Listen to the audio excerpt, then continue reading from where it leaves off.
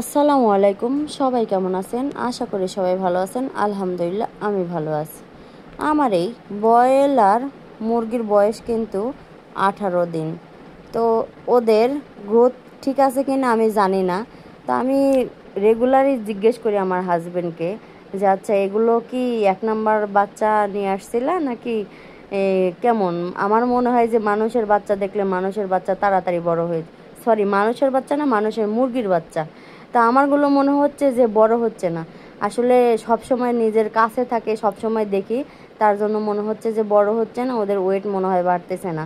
অন্য মানুষেরা ব্রয়লার বাচ্চা নিয়ে আসলে মনে হয় যে খুব তাড়াতাড়ি ওজনে চলে আসে, তো তাড়াতাড়ি বড় হয়ে যায়। এই জন্য আমার কাছে মনে হচ্ছে যে বাচ্চা বড় হচ্ছে না।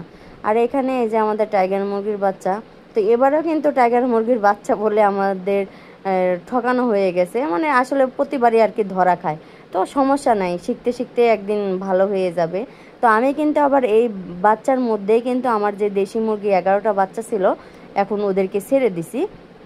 যেহেতু এখানে জায়গা মোটামুটি ভালোই আছে, তো এই কটা বাচ্চা মোটামুটি ভালোভাবেই এই সব হাঁটাচলা করতে পারবে, ওদের কোনো সমস্যা নাই। তার কারণে ওদের সাথে দিয়ে দিছি। আর যেহেতু লাইট দেওয়া থাকে, তো ওই দেশি মুরগির বাচ্চার জন্য ভালো হবে। তো সব সময় লাইট দেই না, দেখা যায় যে 1 ঘন্টা লাইট অফ করে রাখি, আবার দেই।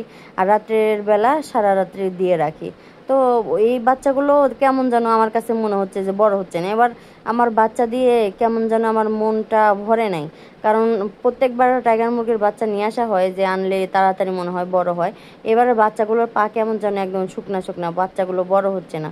তো অবশ্যই কিন্তু বলবো যে কোথা থেকে বগুড়া কোথা থেকে বাচ্চা নেওয়া হয়েছে, যার কারণে বাচ্চাগুলো এমন হয়েছে। তো ওই সাইডে একটু আটকায় রাখছি, কারণ এই খুঁটির কাছে একটু ফাঁকা জায়গা আছে। এই মুরগিগুলো ওইখানে গেলে মানে পড়ে যায়। আসলে বাচ্চাগুলো ছোট থাকার কারণে এই সমস্যাগুলো হয়।